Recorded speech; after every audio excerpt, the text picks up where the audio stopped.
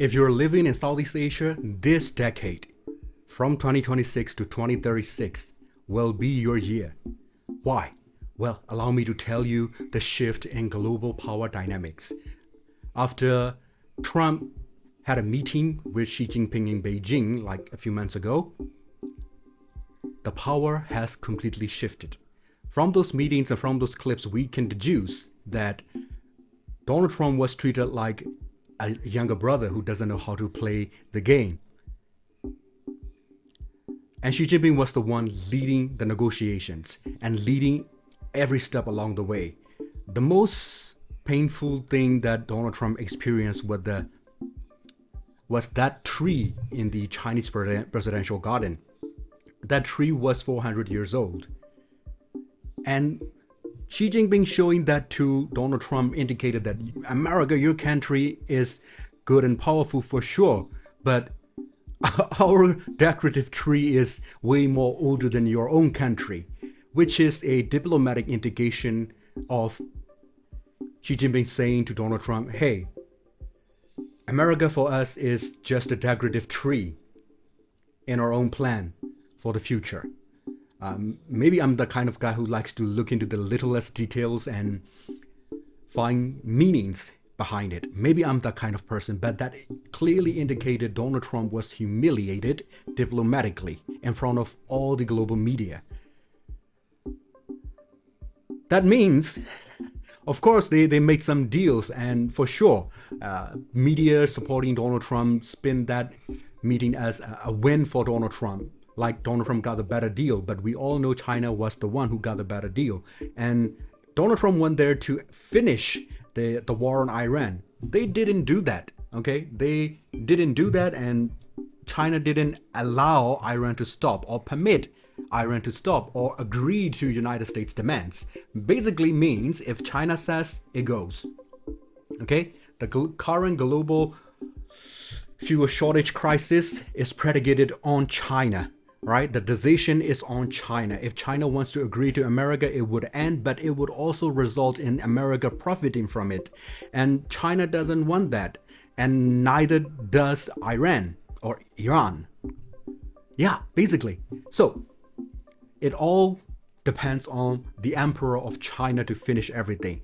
From this meeting, we can say that the global power has shifted drastically towards China. We all know China was going to be the number one guy, but we never thought China would be that fast in becoming number one. Global geopolitical, politics, climate, of all of that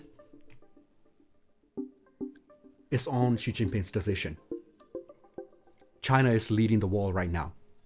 So, Southeast Asia has become the primary geopolitical leverage point for the West to use to influence China.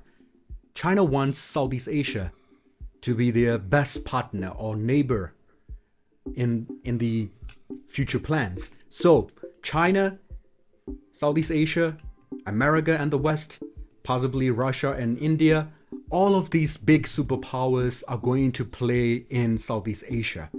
So what can Southeast Asians do to maximize profits from it? Well, there are multiple plays out there, but one thing for sure, Southeast Asia mustn't split between them, okay? Southeast Asia must not be collapsed from within or must not fight each other, because if Southeast Asia does that, Southeast Asia will not profit. Only the external factors will profit, okay? If you're in Southeast Asia, if you are someone in Southeast Asia, mark my words, if you play domestic games or local games or regional games, every other major powers will take advantage of that, and you will lose most of the profits you should be getting.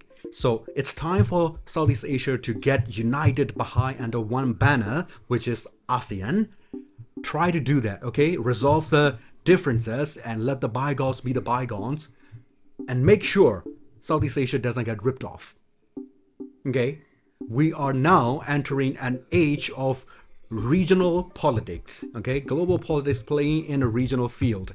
We shouldn't pick sides. We should unite ourselves. Southeast Asia should unite ourselves and find a common ground and create a common identity so that all the outside factors will have to deal with not just one nation, but all of Southeast Asia.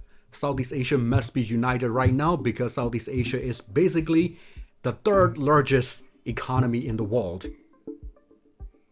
Southeast Asia is rich in minerals, gas, you name it.